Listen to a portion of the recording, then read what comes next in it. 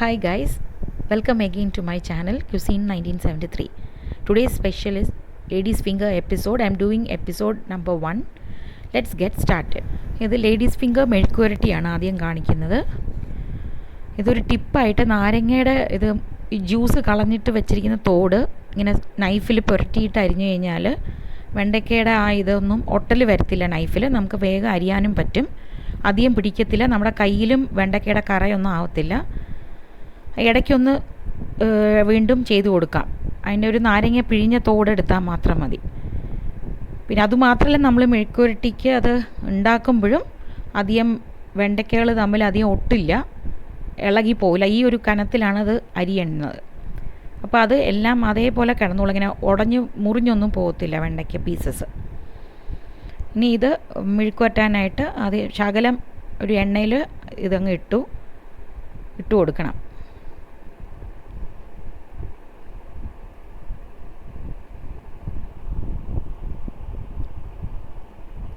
ഒരു 1/2 ടീസ്പൂൺ ഉള്ള ഉപ്പ് ആദ്യം ഇടുക. പിന്നെ നോക്കിയിട്ട്, കാരണം വെണ്ടയ്ക്കയ്ക്ക് അധികം ഉപ്പ് ആവശ്യം വരില്ല, ആവശ്യത്തിനനുസരിച്ച് ഉപ്പ് ഇട്ട് കൊടുക്കുക. പിന്നെ ഒരു 1.5 ടീസ്പൂണോളം ഞാൻ മുളക് പൊടി ഇപ്പോൾ ഇടുന്നുണ്ട്. കാരണം ഇത് പുതിയ ടൈപ്പാണ്. സാധാരണ യൂഷ്വലി പച്ചമുളക് സ്ലിറ്റ് ചെയ്തിട്ടിട്ട് മെഴുക്കുവരട്ടുന്ന വേറൊരു രീതിയുണ്ട്. ഇവിടെ ഞാൻ ചെയ്യുന്നത് ഇത് മുളക് പൊടിയാണ് ഇതിന് യൂസ് ചെയ്യുന്നത്. യൂഷ്വലി എല്ലാവരും പച്ചമുളക് സ്ലിറ്റ് ചെയ്ത് മെഴുക്കുവരട്ടിയാണ് ഉള്ളത് പൊതുവേ.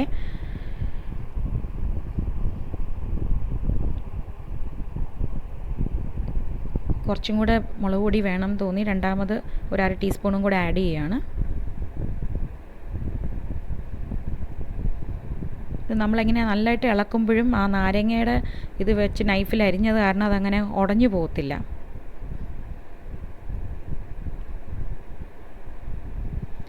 ലിഡ് വെച്ച് അടയ്ക്കുകയാണ്. കാരണം ഇതിന് വെള്ളം പോലും തളിക്കണ്ട. ആവിയിൽ വീഴുന്ന വെള്ളം മാത്രമേ വെണ്ടയ്ക്കാക്ക് ആവശ്യമുള്ളൂ. ഇല്ലാന്നുണ്ടെങ്കിൽ വെണ്ടയ്ക്ക അങ്ങനെ കുഴഞ്ഞു പോകും ഒരുമാതിരി. വെള്ളം തളിക്കാനേ പാടില്ല. ഇത് മെയിൻലി മിക്കവർക്കും അറിയാമായിരിക്കും, അമ്മമാർക്കും ഒക്കെ. ഇതിപ്പോൾ ജസ്റ്റ് ബിഗിനേഴ്സായ കുട്ടികൾക്ക് വെണ്ടയ്ക്ക മെഴുക്കുവരട്ടി എങ്ങനെയാണ് എന്ന് അറിയണമല്ലോ, അതിന് വേണ്ടിയിട്ട് കാണിക്കുന്ന എപ്പിസോഡാണ്. ഇത് കഴിഞ്ഞ് രണ്ടാമത്തെ ഒരു റെസിപ്പി വേറെ ഒരെണ്ണമാണ് കാണിക്കുന്നുണ്ട്.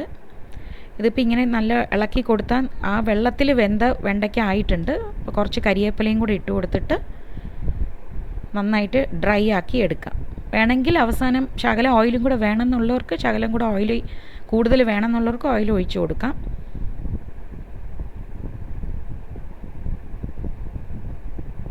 ഞാൻ സാധാരണ റിഫൈൻഡ് ഓയിലാണ് യൂസ് ചെയ്യുക.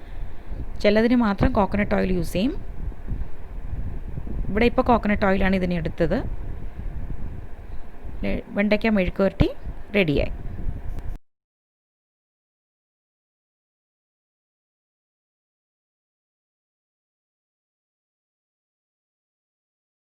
നെക്സ്റ്റ് റെസിപ്പി നമ്പർ 2 ഇസ് വെണ്ടയ്ക്ക മസാല.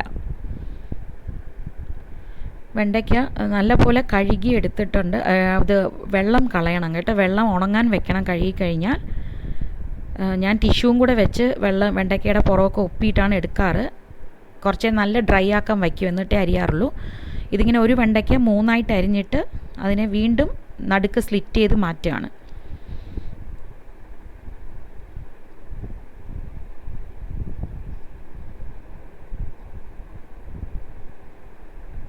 ഇങ്ങനെ എല്ലാ വെണ്ടയ്ക്കും സ്ലിറ്റ് ചെയ്ത് എടുത്തു കഴിഞ്ഞു.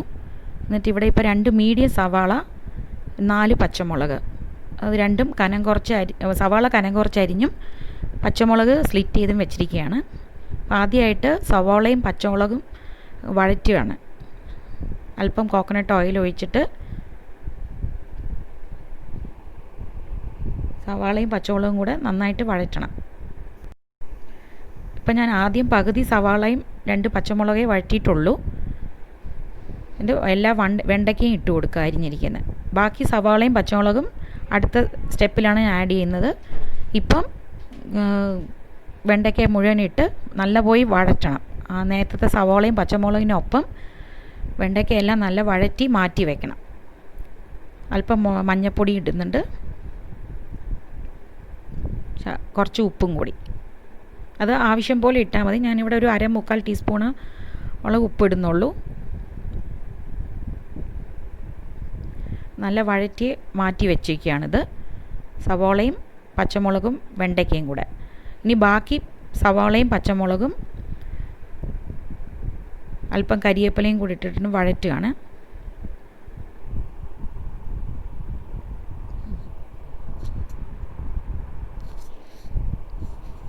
നേരത്തെ വഴറ്റി മാറ്റിയ അതേ എണ്ണയിൽ തന്നെയാണ് വഴറ്റുന്നത്.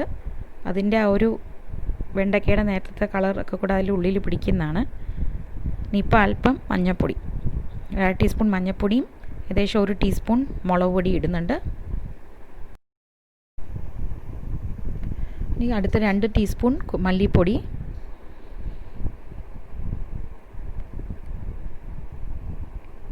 അല്പം എണ്ണയും കൂടെ ആവശ്യം വരികയാണെങ്കിൽ ഒഴിച്ചു കൊടുക്കാം ഈ സമയത്ത്.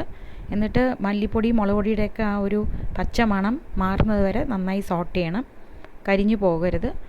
ഇവിടെ ഞാനൊരു മീഡിയം ടൊമാറ്റോ ആണ് കട്ട് ചെയ്തിരിക്കുന്നത്.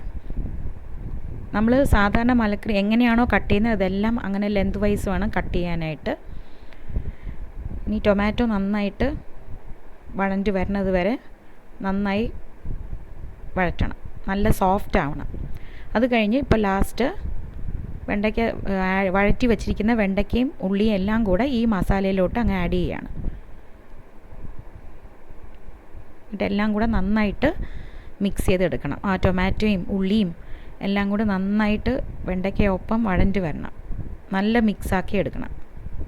ലാസ്റ്റിൽ 1/2 ടീസ്പൂൺ ഗരം മസാല ആഡ് ചെയ്ത് കൊടുക്കുക.